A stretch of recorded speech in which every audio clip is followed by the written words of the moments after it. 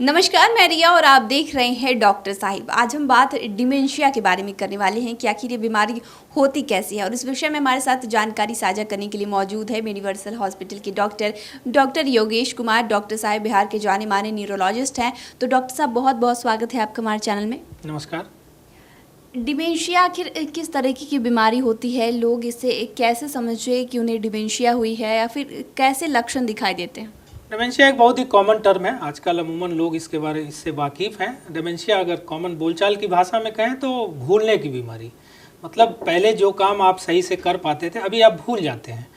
और बहुत तरह के इसमें सिम्टम्स हो सकते हैं। सबसे पहला जो हमें देखने को मिलता है वो उनके स्वभाव में परिवर्तन आता है। वो कई एक चीज़ें हैं जो कहीं रख देते हैं, वो भूल जाते हैं। अभी तुरंत उन्होंने चाय पिया वो फिर से बता नहीं पाते हैं। न्यूज़पेपर्स वगैरह में उनका इंटरेस्ट कम हो जाता है, और ये धीरे धीरे बढ़ता है, और ये आपका डे टू डे एक्टिविटी के हर एक फील्ड को इफेक्ट करता है। आपका पहचानने में आपको दिक्कत होती है। नई चीज़ जो अभी आपने किया उसको आप रिकॉग्नाइज करने में मुश्किल होती है। आपको रिकॉल, मॉर्निंग में आपने किससे मिले थे वो रिकॉल करने में, ब्रेकफास्ट क्या किया वो रिकॉल करने में।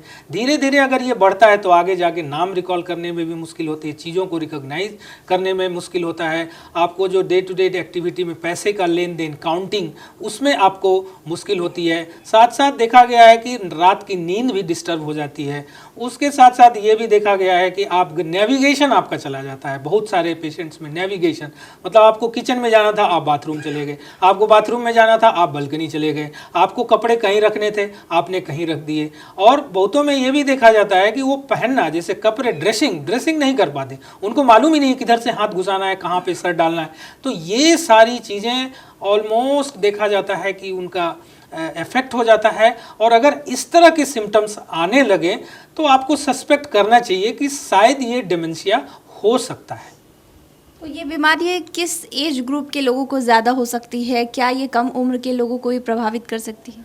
देखिए, डिमेंशिया जनरली तो बोला जाता है कि और most common form of dementia जैसे कि अल्जाइमर्स डिजीज के नाम से जाना जाता है, और ये जनरली 60-65 के ऊपर वाले लोगों में देखा जाता है। लेकिन ऐसा नहीं है। आजकल बहुत सारी अलग तरह की बीमारी हैं, बहुत सारी की डिफिशियंसी भी बॉडी में है, बहुत ट्रॉमेटिक ब्रेन इंजरी वगैरह के बाद भी देखा जाता है ये इस तरह के सिम्टम्स आ सकते हैं।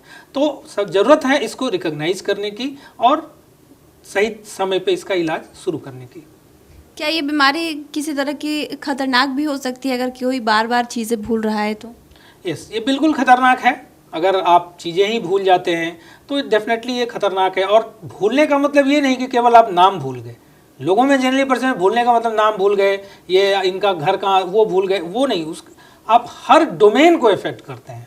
आप नाम भूल जाते हैं, आप रास्ता भूल जाते हैं, आपने सामान कहाँ का वो भूल जाते हैं, आप चेहरा रिकॉग्नाइज करना बंद कर देते हैं, आपको मालूम नहीं कि टॉयलेट कहाँ है, आप कहीं भी टॉयलेट कर देते हैं, आप कहीं भी बाथरूम कर देते हैं। तो ये सारी दिक्कतें आती है और तब मुश्किल ज़्यादा हो जाता है। इसलिए ज़रूरत है इसे अर्ली रिकॉग्नाइज करके अर्ली स्टेज में ही एड्रेस करने की। देखो, है तो ये भी एक तरह से डिजनरेटिव डिजीज। जो क्लासिकल डिमेंशिया होता है वो अल्जाइमर्स डिजीज, वो बेसिकली न्यूरो डिजीज, समय के साथ, एज के साथ और कुछ इन्वायरमेंटल कंडीशन के साथ आपके ब्रेन सेल्स, न्यूरॉन डिजनरेट करते हैं, अर्थात वो मर जाते हैं। नतीजा ये होता है कि ब्रेन आपका चीज़ों को सही से इंटरप्रेट नहीं कर पाता है, सही से रिकॉग्नाइज नहीं कर पाता है, रिकॉल नहीं कर पाता है। नतीजा ये होता है कि आपको डिमेंशिया होता है। तो जितना अर्ली इसको एड्रेस कर लिया जाए, और खास करके सेकेंडरी डिमेंशिया, एक विटामिन B12 की जरूर मैं बात करूंगा। विटामिन B12 डेफिशिएंसी में भी ऐसा होता है।